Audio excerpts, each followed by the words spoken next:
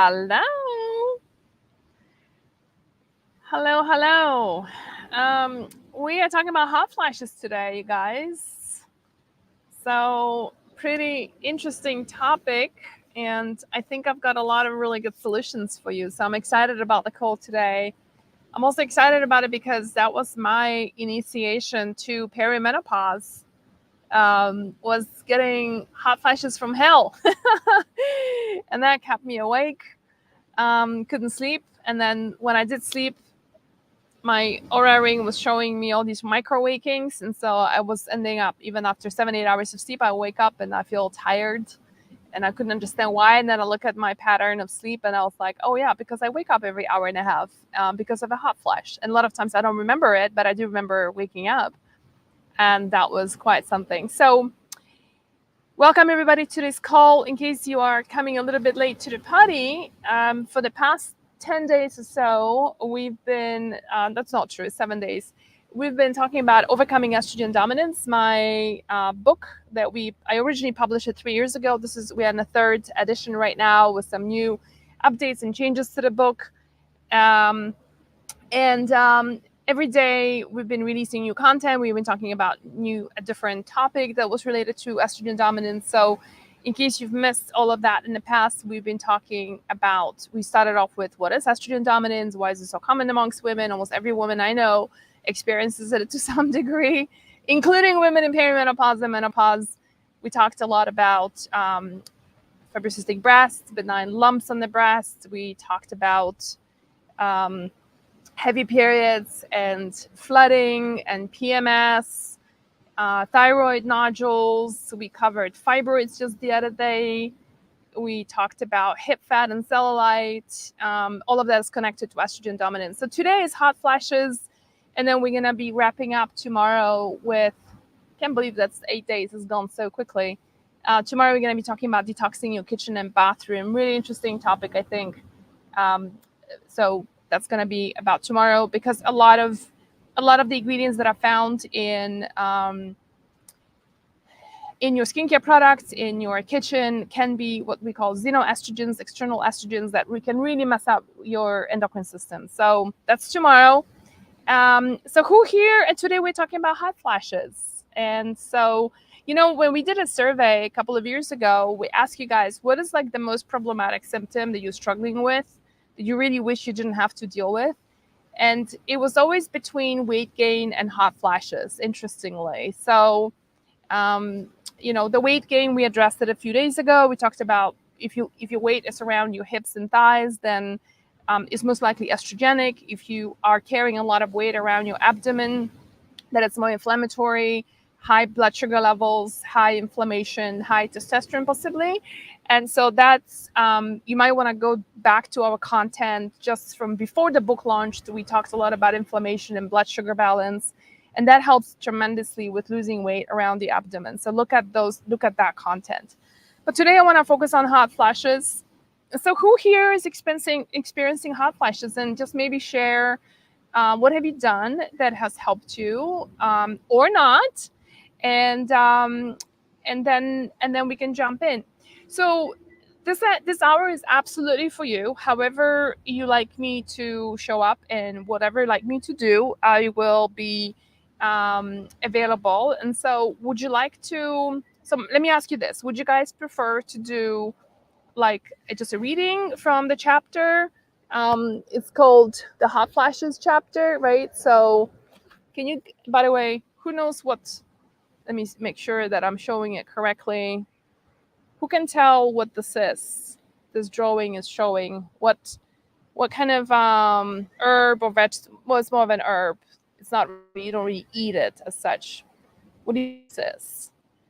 And we're gonna be doing also a book giveaway. Let me not forget that. We're gonna be giving one book away to someone special today, and the book giveaway is gonna work in a way that either we're gonna do based on participation, or we're gonna do it based on you tagging a couple of friends who might need some help with estrogen dominance or with hot flashes. and tell them about what's going on with this launch. And so then we'll just pick a person towards the end of the call. So what would you guys like me to do? Would you prefer me to read from a chapter from the book, or just do Q&As, or would you like me to do a bit of both, a bit of Q&As and a little bit of reading?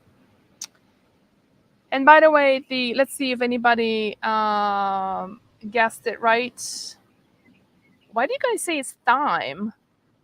No, basil. No, there's a radish right in here. Can you see the radish?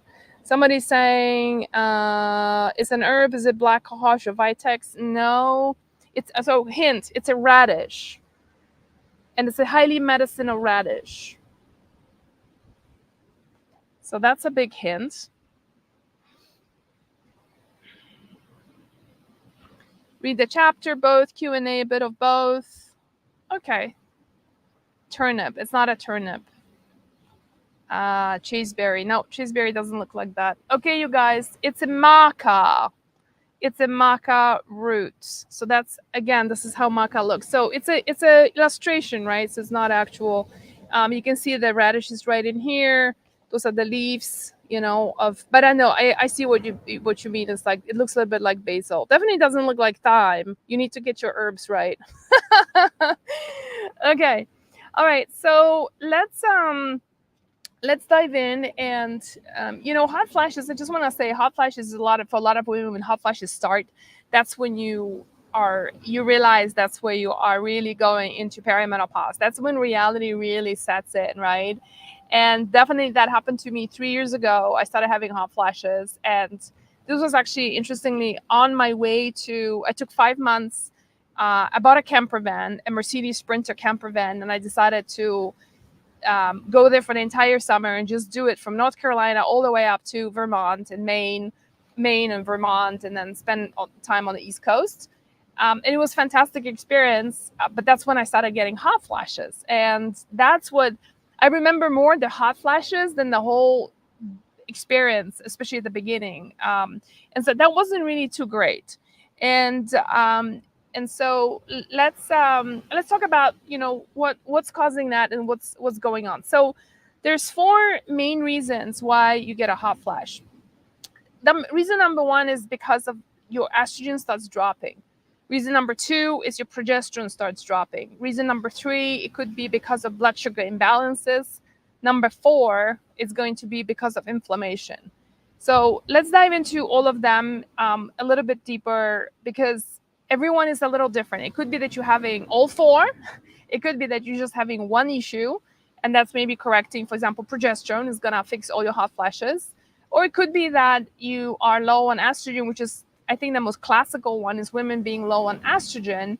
And this is where it all begins. That's the reason why we're getting hot flashes when we enter perimenopause. It is because when our estrogen progesterone levels start dropping, that's when it all begins. That's when hot flashes start beginning. So that's when you are officially entered perimenopause. And you don't have to suffer through it. I mean, I've come across women who said they've been having hot flashes for 5-7 years. It's completely, absolutely unnecessary to be suffering for such a long time. So I want to make sure I give you all the tools today so you can help yourself and know what to do. So so let's talk about the first one, which is estrogen, right? So there's various different ways you can correct estrogen. When estrogen starts dropping, for some women, just incorporating estrogen-rich foods that are high in phytoestrogens is good enough for them to correct just how they feel and correct their hormonal balance. And so those foods would be things like flaxseed. It could be maca, that maca that you saw right in here. It could be things like organic unprocessed soy. So I'm not talking about like soy milk and like super processed soy stuff, but like tofu or whatever. But I'm talking here about more like soy in the form of a supplement, and that is nice and organic, or something like tempeh, fermented tempeh from organic soy. Those I'm talking about that kind of stuff. Now, if that doesn't work, right, then you can go deeper. And so another layer to add on to this will be incorporating herbs that help you with raising estrogen. And there's a whole bunch of them. Maca is one of them. You could also do things like anything that contains phytoestrogen. So it would be like Norwegian spruce. It could be hops. It could be Siberian rhubarb. It could be red clover, dong quai. Those are all amazing herbs that have like efficacy for helping women rebalance our estrogen levels. So we have a couple of products in our store. One is called Estro Boost, that's got a couple of those herbs. Another one called Wise Women's Balance, that's phenomenal for helping women balance their. It helps. Wise Women Balance is a nice formula because it's kind of like holistic formula that both helps you raise your estrogen levels, but also helps you raise your progesterone levels. So, and in case for those of you who are new here and you're wondering, like, hey, this woman is talking about estrogen dominance. Why is she asking me to raise my estrogen levels? So I talked about this extensively, but it's a common question. We get this all the time. So in case you're new to the community and it's the first time you hear me talk about this, I'm just going to repeat this because I think this is important to contextualize it and frame this conversation correctly, is that you can have estrogen dominance even in perimenopause and menopause, okay? And the reason why that happens is because what's most important, the reason why you can have estrogen dominance in, for example, in perimenopause and still have fibroids growing, even though your estrogen is dropping, is because it's two reasons. One is the way you're metabolizing those estrogens is unfavorable. You're producing too many dirty estrogens. What happened here just now? Okay. Is it because I did this? Okay, there we go. All right. So the V sign is a time of celebrations. All right. Good to know. So the way you're breaking down those estrogens to clean and dirty estrogens is you're producing too many dirty estrogens, and that's what's causing the issue, the symptoms.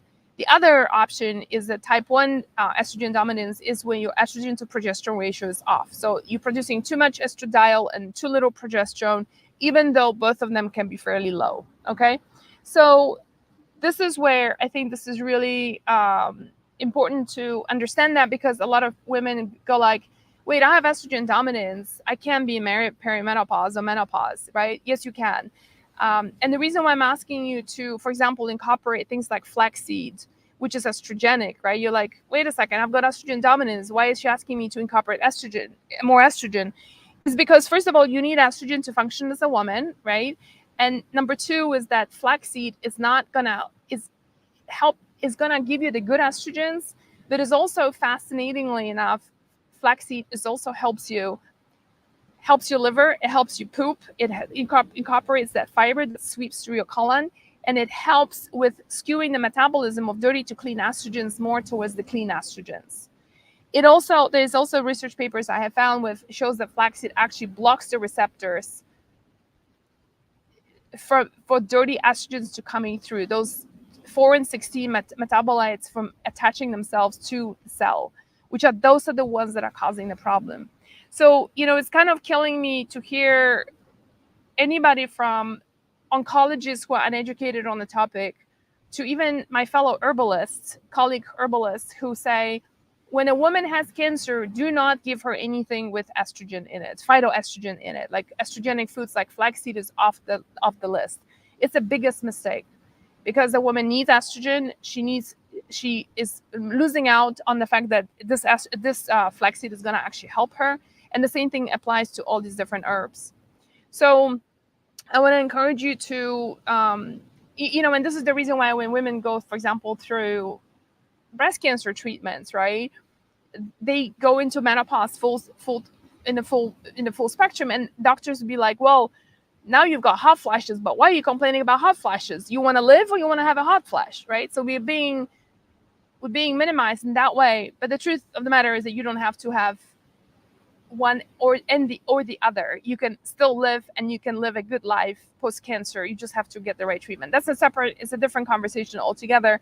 But what I'm trying to drive across is that low estrogen dropping estrogen is what's causing a hot flash. Bring back those good estrogens, and that way you can see the hot flashes going away. So you can do that So let's recap this. You can do it through food like flaxseed, couple of tablespoons freshly ground flaxseed, just adding that to your smoothie, just a glass of water, chucking it down is also an amazing source of fiber that's going to help you with LDL cholesterol. It's going to help your liver. It's going to help you poop. It's just such a great food. Maca.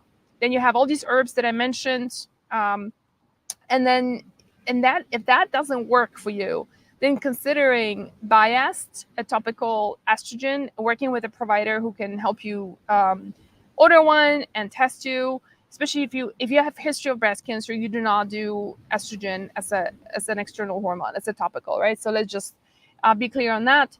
And this is where you should start seeing a lot of relief. So let me give you an example. In my case, I started off with Dong Quai. I had always a lot of flaxseed. It worked initially, then it stopped working. Then hot flashes came back. And so I ended up having to go the route of using DHEA because I had other things going on. So I use DHEA, which converts to testosterone. Testosterone converts to estrogens. And that's what took care of my hot flashes. But I went from, food, herbs first onto bioidentical hormones in that over a course of about 6 months and landing of what works for me. I have met many women who, A, don't want to do hormones, B, they don't need to do hormones because they do, for example, like they use our Estro Boost, our product, which has hops and Norwegian spruce in it, and they're perfectly happy and keeps them free of hot flashes for a long time. So so that's about estrogen. And let me just take a quick look if there's any questions. So many of you are saying there's so many of you are saying that you have never heard of dirty estrogens before. Yeah, and it's my term, like it's a term that I've coined. If you talk to medical providers, please don't use the word dirty estrogens because they're gonna think you're crazy. But you can use a term like the 4 and 16 metabolites. So that's the short version of it. If you've done the Dutch test, then you will see that broken down to 2, 4, and 16. The 2 is the protective one. The 16 is the highly problematic one. And that actually shows up on the lab. So dirty is just something that I call it to make it more attainable and understood. So let's talk about the second type of... so by the way, flaxseed oil does not work the same way. Flaxseed oil does not have lignans in it. The lignans are only in the seed. It's a protein, and it's not found in flaxseed oil. So I just want to make that super clear. A lot of people get confused about that. All right, I'll come to other questions in just a second. Do you take maca if you have history of breast cancer? Heard if it's risky for those? Yeah, so it's again the same question about like it's risky for those of us with a history of breast cancer. And that is incorrect because it's the same story you're told by people who just are ignorant on the topic, who never researched it to understand that maca actually, even if it contains estrogens, these estrogens, those are good estrogens. And what is more important is that when you have a history of breast cancer, you test every 6 months to see how you're metabolizing those estrogens. And that's what keeps you good and healthy. All right, let's talk about the second cause of hot flashes, and that's low progesterone. So low progesterone and the ratio of progesterone to estradiol is important. And that's what in our world, in the hormones balance within our world, we call it a type 1 estrogen dominance. That's what, the book is partly written about that, right? As the type 1 is the types of estrogen dominance. And so what's happening here is that estrogen and progesterone are like two dancing partners, and like if you go and see a dance competition, there's like, if one partner is like super flamboyant and lively and the other partner is a bit like docile, right? It doesn't look right. So it's the same thing, and they support each other. So think of like I like to think of it like estrogen is like there to help things grow, like make the grass grow, and progesterone comes in and kind of like slashes it, it's like the mower, right? And you need both. You need both to function. So unfortunately, when we go into perimenopause, our progesterone drops way faster as compared to estrogen. And that's what leaves a lot of women sleepless, full of anxiety because of the low progesterone, having midnight waking, can't go back to sleep, right? And so on and so forth. So those are some of the classical symptoms of progesterone deficiency. I mean, sleep is like the classical one. So if you're having sleeping problems and you're having hot flashes, very likely it's going to be progesterone. So correcting that is going to be super helpful. Now, there is no food that contains progesterone. However, what you can do is you can start off with an herb called chaseberry or Vitex. And we also sell that in our store. It's just called chaseberry. In Germany, chaseberry is actually used even by the most allopathically trained doctors, because the herbal medicine research in Germany is so clear that chaseberry can help women to get pregnant. So women who are having infertility problems, they can help them get pregnant, and women who are going through the changes in their lives from perimenopause to menopause is going to alleviate a lot of their symptoms. And so, and you can get covered, it gets covered by insurance as well. So don't even get me started on that. But so that's one option that you have. Like with a lot of herbs, chaseberry is not for everyone. And somebody remarked in our social media today, which is a very good point, that chaseberry in very high doses can actually stop a period altogether and be like almost it can really create a lot of havoc. In fact, chaseberry, just an interesting fact here for you, in very high doses, chaseberry was given to women in the Middle Ages during the Crusades, when the men were going out there crusading for the church, and the women stayed behind, and they were given very high doses of chaseberry. That's why chaste, like being, I guess it's got something to do with being chastised. But anyway, by the church, were given very high doses so that they lose their sex interest in anyone. And so, but that's very high doses. So that's what historically what the chaseberry was used for. But then in the adequate doses, then it becomes a really nice way of raising your progesterone levels. Chaseberry, like a lot of herbs, is not for everyone. For example, I cannot do chaseberry personally. It's whether it's that, obviously I always start off with a low dose, try different doses, try texture, try powder, and our product is a powder form, and I just could not get it to work for me. And I'm an herbalist, I know how to work with herbs. I would get throbbing ovaries, and I'll get mid-cycle spotting. So that's just a clear sign that my body is not agreeing with that herb. But I know tons of women who can't live without it, and they can't function without it. So a really, really great herb to try. If that doesn't work for you, or you'd rather do something more direct, then there is, you can look into topical progesterone, right? And so make sure that topical bioidentical progesterone, so make sure that it's micronized, that it does not contain any phthalates, any perfumes, any mineral oils in it. It's like super nice and clean.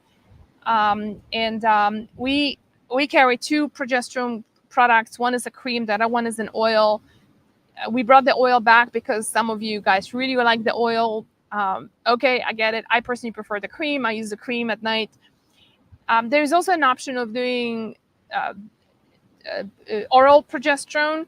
And so oral progesterone has more of an efficacy on just helping you to sleep and not much more than that. It maybe takes the anxiety edge off. It doesn't have all the other benefits of progesterone, which is helping with bone health, cardiovascular health. So oral progesterone can really be helpful with sleep. I personally am not a fan, just because I feel like it's yet another substance we are adding on for our liver to having to process and metabolize. And typically hormones are pretty heavy on the liver, so it's just not my favorite choice. But if you prefer that way, I completely respect that, and so be it. It's great, and especially if it's helping you, don't change it. So those are the 2 interventions, right? So correct your estrogen levels, correct your progesterone levels. And then I'm going to jump into point number 3 in just a second, which is blood sugar balance. And I'll tell you a funny story about that. But let me just take a quick look at the questions. T Moms is asking, how often do you get estrogen and other hormones tested? It depends on what's going on in your life. Somebody who's got a history of breast cancer, I would say every 6 months. Somebody who is just cruising once a year, maybe 1.5 years if the budget doesn't allow it. I test personally once a year just as a preventative. Yeah. Okay. So for those of you asking me about the DHEA, I'm using compounded one through my doctor. So that's that. California poppy, somebody's using that. That's great. Yeah, of course I know California poppy. It's more of it's a pretty heavy sedative. So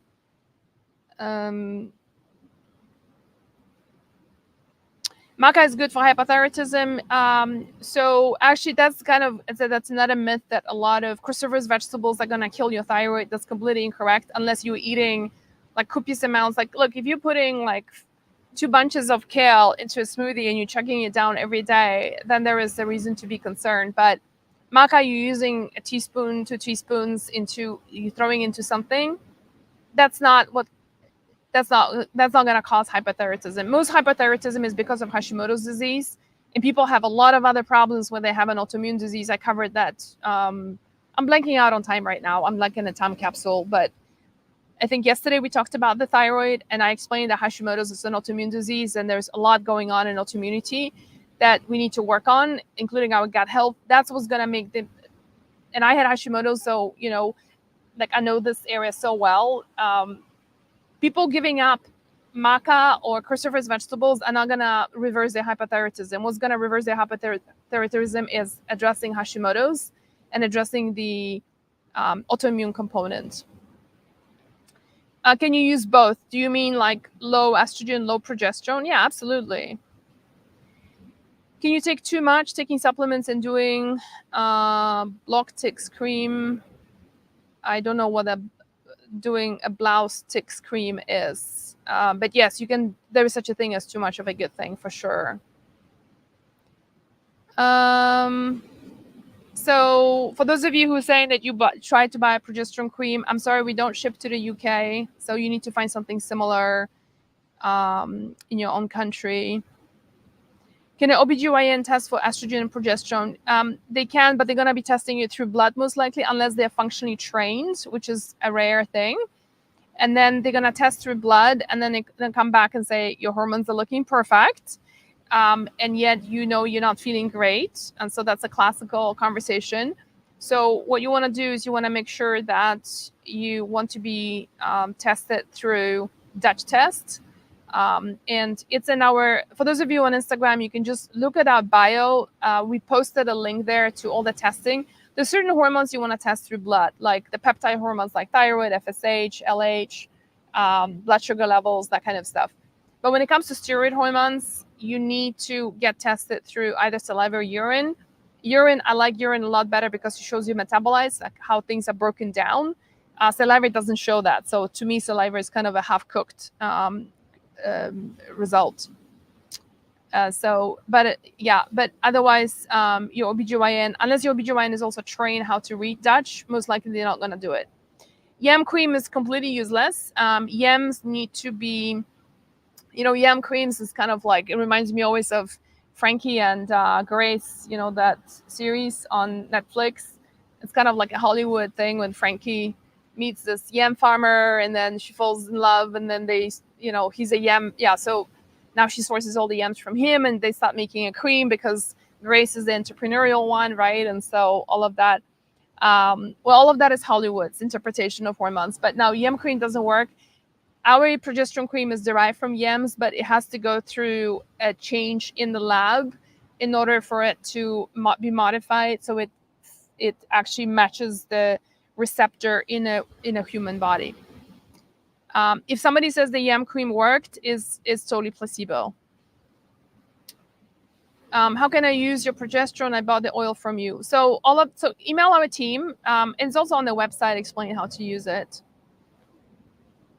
Can you take Progest cream and Prometrium for benefits of both? You need to talk to your provider about that just to get that cleared. Yeah, so I think I explained the testing just in a second. No, we don't ship international right now. Sorry, you guys. We are going to be starting in Canada soon, but we're not going to be able to ship progesterone, though, to Canada. It's just the country just doesn't allow it. I'm already using estrogen bundle and I want to add the progesterone oil. How can I apply it? So you apply it on your, it's on the website as well. And I think right now when you're buying progesterone from us, you're going to get like a free PDF added to your cart as well. You basically apply it on your thin parts of your skin, and you can also apply it, half of it, and the other half you can apply it on thick parts of your skin where there's fat tissue. So you get fast release on the thin skin parts and then slower release on the fatty parts. I do have like on my wrist and then the other half on my thighs. Do you know anything about high levels of free testosterone in the blood and why is this might be? Yeah, typically that happens with women with PCOS. And that happens when you have high blood sugar levels or a lot of stress. Maca powder, same as maca supplement. Yeah, I would guess so. Is night sweats like hot flashes? Yeah, so hot flashes are actually, night sweats are actually hot flashes at night. They tend to be even more severe. I mean, some women report like literally waking up and having to change the sheets. Where during the day they don't sweat as much, but if you look at the mechanism behind it, it's exactly the same.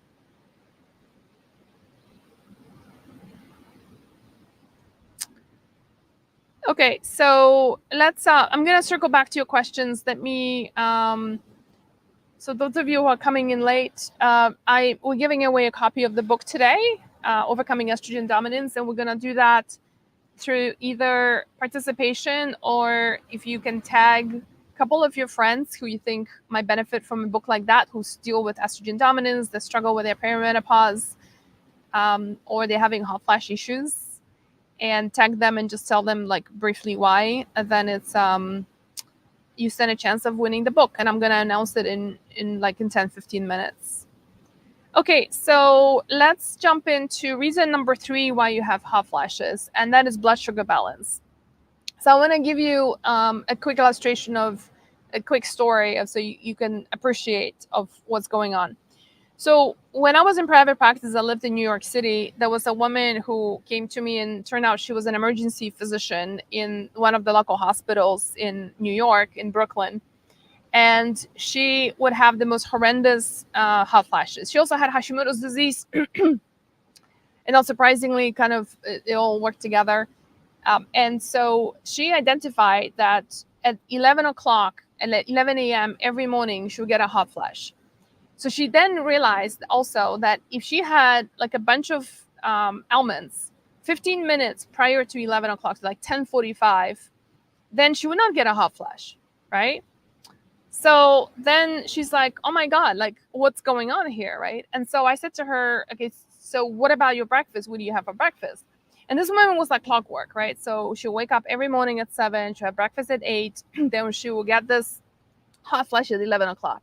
So her breakfast was basically consisted of something like oatmeal with a lot of fruit, or sometimes she'll have granola, right? Like the kind of typical, what we are led to believe healthy breakfast, which actually isn't healthy at all because it's just loaded with a lot of sugar and carbohydrates. So what was causing the hot flash in her case is that she ate a high carbohydrate, high sugar breakfast at 8 o'clock, and her body would go into metabolizing all that sugar, but then will go into a hypoglycemic episode by 11 o'clock. And this is when a hot flash would hit her. So by adding the bunch of nuts at 15 minutes prior to her blood sugar levels, like really collapsing and going hypoglycemic, she would prevent it from happening, right? Because you've got some good fiber and fat in these almonds. Not even any protein. Like if she would have had the same result if she had like a piece of chicken at 10:45 a.m. She probably would have prevented that as well. So kudos to her for making that connection and observation. But I said to her, I said, look, we cannot be depending on you having these nuts. So we ended up changing her breakfast to savory and full of protein from a get-go, and she never had another hot flash again. It took about her body to readjust. It took about a couple of weeks to feel the difference, but it happened. So no need to be dependent on anything else. So one of the things I want to talk about is that there's three things you can do. You can change your diet, and then you can add a couple of supplements to balance your blood sugar levels. And the biggest thing, when I say balance your blood sugar levels, you don't have to be pre-diabetic and diabetic, because a lot of women, when I say that, you're going to balance your blood sugar levels, people go like, oh, I'm not pre-diabetic, I don't have a problem.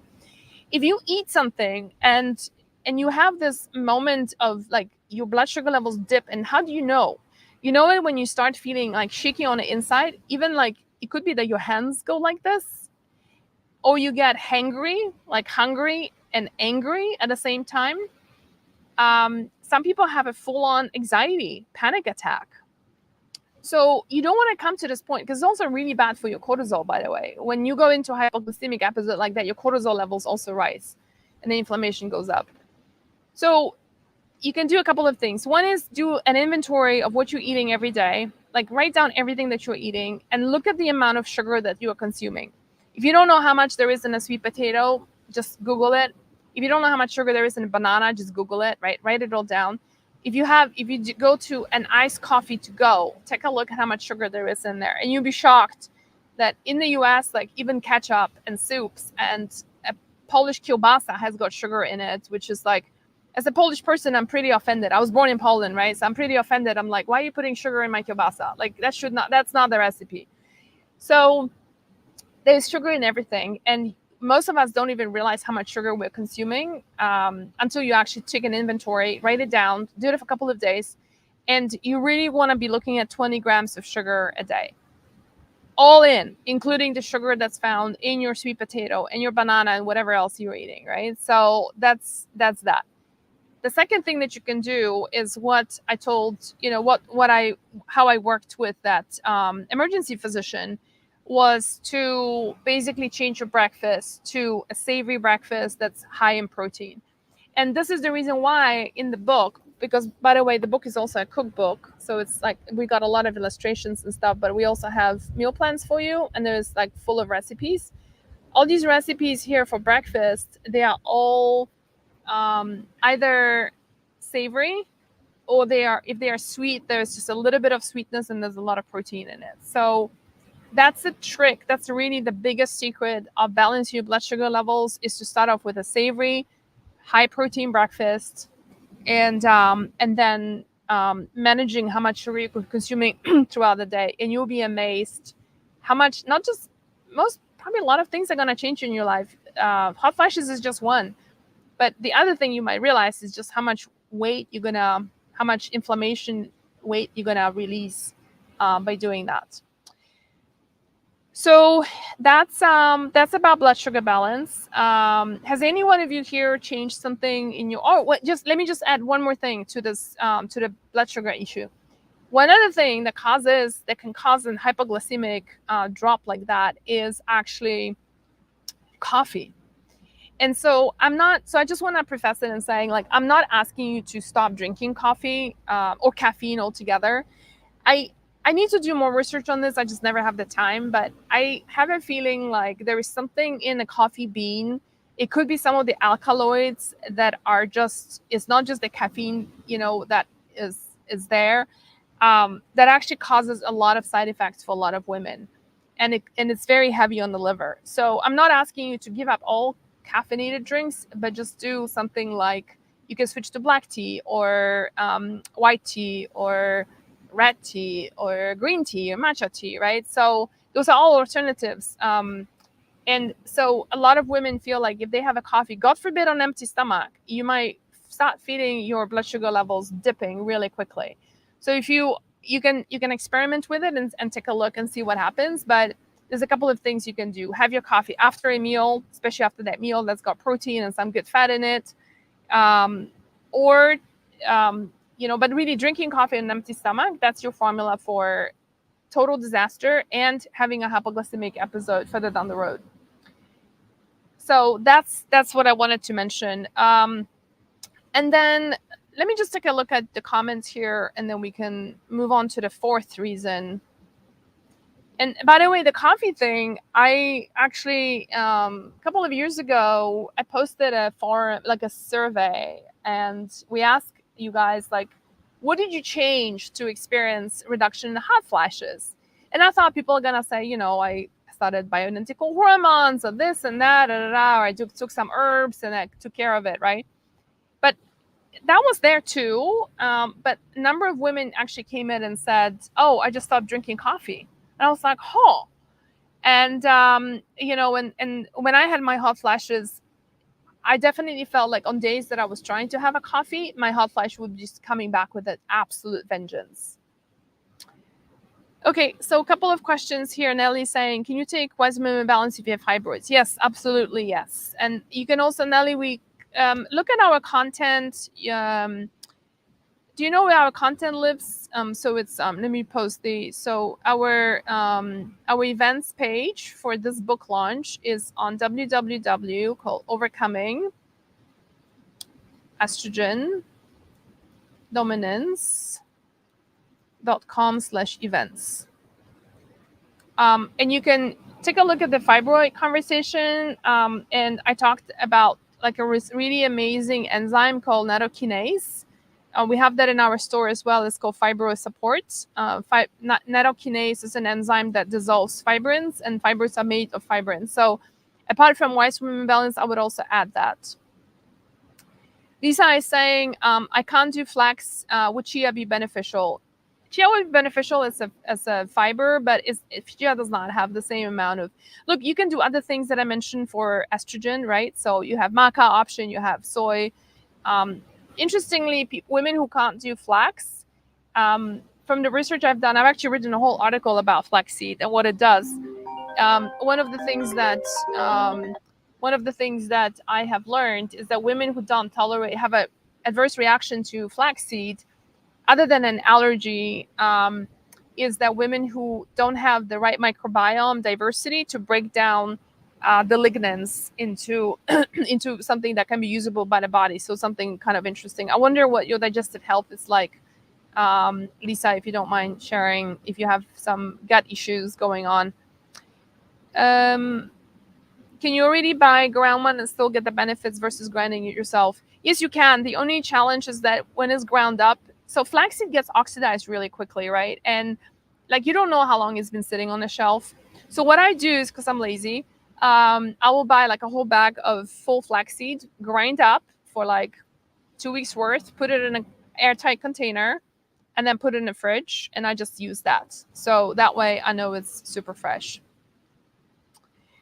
Isabella is saying hot flashes and unstoppable building of cellulite on butt and thighs since 2 years menopause, still triggered with bioidentical estrogen biohormonal replacement that I have not been able to adjust since 2 years.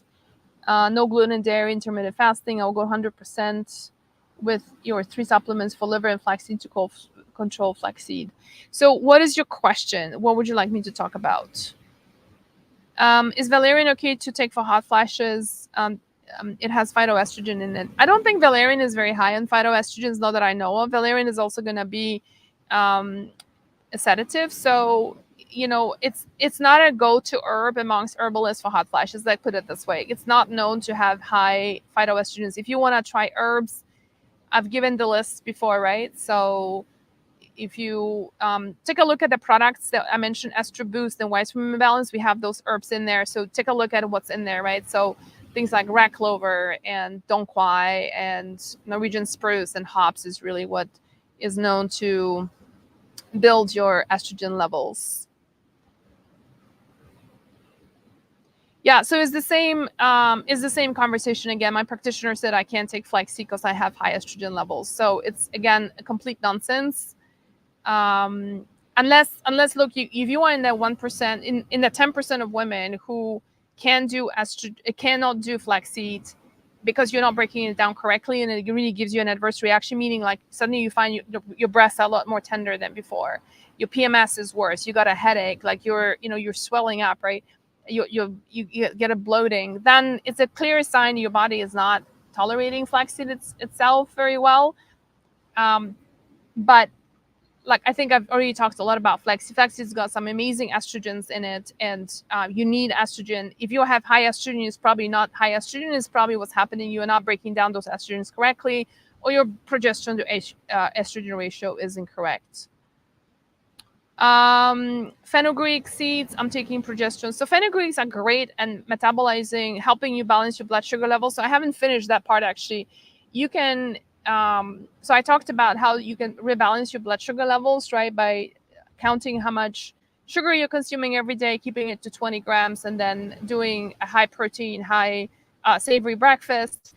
What I forgot to mention is that there's a couple of herbs that you can incorporate, like things like cinnamon, fenugreek, gymnema, also chromium are some of the classical ones that are there to help a person balance blood sugar levels. The only thing is that using these herbs without making dietary changes, like, you know, eating like 100 grams of sugar every day is going to be a little bit hard for the body to rebalance the blood sugar levels.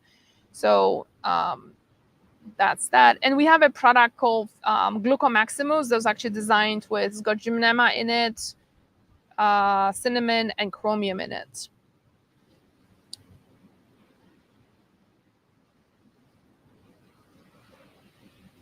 Oh, thanks, Malia. Malia is here with us. She's our new colleague. She's a fellow herbalist.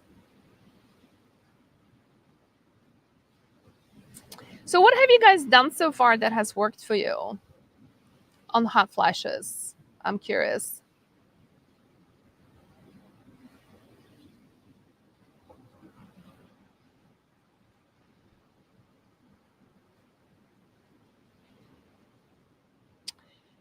Do any of these herbs interact with prescription medications we may be on? So generally, all those ones that I mentioned so far probably should not. The biggest ones that you want to always look out for is St. John's wort. That's the one that tends to interfere with everything. But if you're on serious medications, I would do a check and then just cross-check with what you're taking just to rule this out. So I can't answer that. Like, what should your hormone numbers be in a blood test? Because it's like, what do you mean by a hormone? There's so many different types of hormones, right? We got thyroid, insulin, blood sugar, glucose in the blood. We have estrogen, progesterone, cortisol, so many. So everyone will give them the ranges. Reduce sugar and carbs and better sleep. So Maria, is that what's been helping you with reducing hot flashes?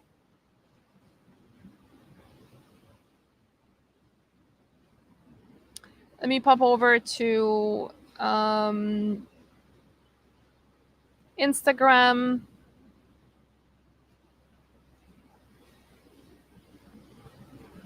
You're very welcome. Thank you. Mailan is asking, in kielbasa. Yes, I know. There's sugar in kielbasa in the US. I swear to God. The first time I bought it, I didn't look at the ingredients, silly me. And I bought it and I bit into it. I'm like, why is this kielbasa tasting sweet? There should not be sugar in a kielbasa. Kielbasa is a Polish name for sausage. It's a Polish sausage specifically. That's a special way of making it. Eggs are okay. So eggs are okay if you can tolerate them. The book is based on the elimination diet, which means that we are encouraging you to, in the meal plans, if you follow the meal plans, there is no eggs, gluten, dairy, soy, corn, and very little sugar for the 28 days you're doing the diet for. And then we teach you how to incorporate these foods and see how your body reacts. And eggs is a 50-50 deal. You know, I know there's a lot of people very upset with me every time I say it, and will say, yeah, but hey, this is it's Mother Nature's superfood. And I totally get that, man. I mean, but here's the thing, like, and then you have also eggs that are like super farmed, right? And you also have eggs from your own chickens. And so they are very two different products. And so you wouldn't know until you try it, incorporate it, and see how your body responds. I've had women telling us that even chickens, if eggs from their own chickens, they just cannot tolerate them. And you wouldn't really know until you take them out and then incorporate them back in. My neighbor, for example, has access to homegrown, I should say home laid eggs. and by her sister, and she cut out eggs and she incorporated them, and she realized how tired she felt, and that was the only symptom. But you know, it's like, who wants to be tired the whole day? So not it's a surprising food, unfortunately. And you can bring it to a point where you can tolerate it. Like once you fix your gut, you take care of your gut, you use a lot of enzymes and lower the inflammation in the body and heal your digestion. You can probably going to be able to incorporate a lot of the foods later on with smaller amounts, like on a bike lane, you know, not your main street food, but kind of a bike lane kind of food. Um, just to let you know, like for example, I had intolerance towards eggs ever since I was a baby. I used to be covered in eczema. I still remember as a kid always scratching eczema here on my legs. And then my mother took it out because some really kind and aggressive pediatrician told her to do that. And the eczema went away, but then I started eating eggs as an adult. And then it manifested as a form of acne. So I was covered in acne. And now I'm at a point where I could eat maybe 2 to 4 eggs a week. But if you eat them every day, then I start getting fatigue, and then I get skin zits popping out. So not worth it. What about mushroom coffee? Well, it depends whether there's coffee. Most mushroom coffees are, like, depends what's in it, right? If it's just like the reishi mushrooms and chaga, whatever, that's fine. But there's no caffeine in it. So are you going to drink that? Oh, a lot of mushrooms coffees have those medicinal mushrooms, but they also have coffee beans in it, which doesn't take away the problem that we talked about. Castor oil packs lowered my hot flashes in half. That's awesome, because so let's come to reason number 4, and that is inflammation. So the 4th reason that we have found, and this is, I completely did not expect that coming.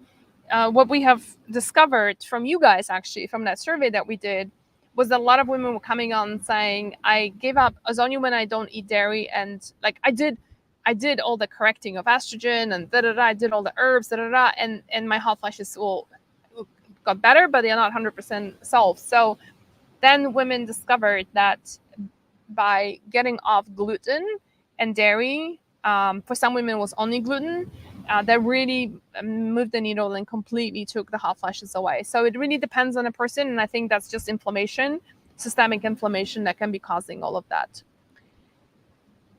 Somebody's asking, so that's your, so let me just finish this. So that's your last point, is lower overall inflammation, and that could be, and this is where coffee, I think, can come in as well. I need to do some more research on it, because now when I think about it, I'm more even interested in this, but it makes me think about, you know, alkaloids there are some alkaloids that are present in coffee, and they tend to be really heavy on the liver, and coffee tends to be heavy on the liver. So I suspect that's the reason why it's not the caffeine in the coffee that's giving women the hot flashes, is the alkaloids, because a lot of women drink black tea or green tea, and they don't seem to have a problem with, that being the cause of their hot flashes. Somebody's asking about nattokinase made from soy. As a Hashimoto's patient, soy is not recommended. It sure is not. The idea is that you do it temporarily. You do it very small amounts. It's a fermented soy. It's organic soy. These are the ones that we have in our store. That's how it's made. So it's a short-term protocol that you use to shrink the fibroids. It's not to take forever. If you combine it with the whole protocol for fibroids in the Overcoming Estrogen Dominance book, then you set yourself up for success, that hopefully never another fibroid will pop out. So flaxseed oil does not do the same thing, so I just want to repeat that.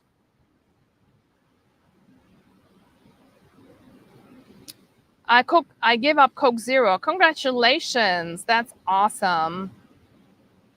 Anna Davida is saying, less hot flashes when not living in the States, where I have lots of environmental allergies, was skipping suppers for a while, and that helped too. That's awesome. Switch to decaf tea and decaf coffee. Yep, maybe that helps. If it helps you, great. I would say that if somebody is still dealing with a lot of hot flashes, I would recommend to get off decaf coffee as well, because again, it goes back to those alkaloids. I've never had hot flashes. I'm 55. I believe I'm perimenopause. Okay, but you're still here and listening to this call. All right. Amazing to say that I have not had them. 57 years old, lots of thyroid hormone issues. I wonder why I've never got them. Not everybody gets them. There's every woman's symptoms are going to manifest differently. We all going to go through perimenopause and menopause in a different way. There's some women who are going to have, weight issues and memory issues and mood swings and stuff like that. And other women are going to have hot flashes and sleeplessness and, and hair loss, right? And so the list is long. So there's a lot to choose from, When I take estrogen reset, I'm still taking magnesium and vitamin D. Okay, cool.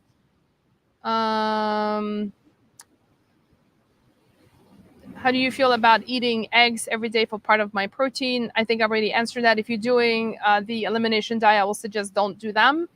So a lot of people kind of get a little lost when I say do protein in the morning, but not eggs, right? And so, it's easy to write a cookbook, and be like stuffing eggs into every recipe, right? That's easy. It took a lot of work for us to develop recipes that don't have eggs in them and have protein. So my easiest answer for you is when you're making dinner, whatever protein you're making for dinner, double that and have that for breakfast. It's really as simple as that. That's what I do. I'm in a camper van. I have a tiny bitsy itsy kitchen, and limited power, limited resources, as in I cannot go and eat outside. It's not easy for me. I have to drive out to go and get food because I'm in the middle of nowhere. You can probably tell, in Mexico. So, it's the trick is to basically double cook it, double portion it, and then have it the following day for breakfast. That really is going to be the biggest thing. All right, so let's go and do the big book giveaway. So the book is gonna go to Miss Creative 22 for the sheer reason that she gave up Coke Zero, and I hope that you continue that journey and get the book and actually try our protocol. So Miss Creativity 22, could you email us? Malia, if you're listening to this, would you mind just reaching out to her? But also Miss Creativity 22, if you could email us at support@hormonesbalance.com, and we will take care of you. My only ask is that you are in the United States for us to ship the book. A couple of other questions I'm just going to take before we wrap up. My sacred guide is saying, I was told today by a doctor, hot flashes are the only definitive symptoms of menopause. Oh dear, that's a very limiting statement. There's a lot of other symptoms that can be very definitive. Like when you suddenly can't sleep, what do you think that is? Does high cortisol cause estrogen dominance? This is a great question, and the answer is yes. Type 1 estrogen dominance, high cortisol is going to steal progesterone, making you low in progesterone, and that's when you can go into estrogen dominance.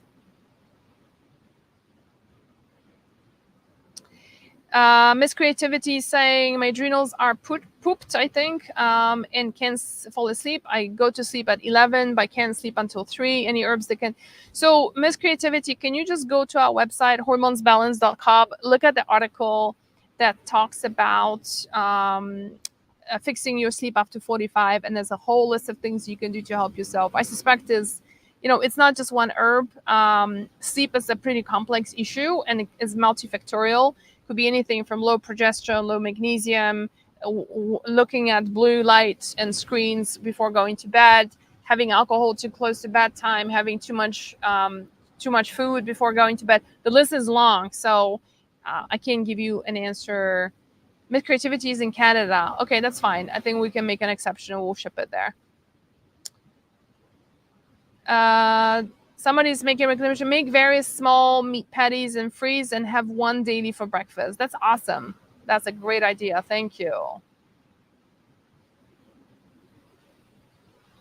All right. So I think we're covered. And thank you so much for everyone for being here. Like, you guys were even here even though you don't have hot flashes. That's very fun. All right.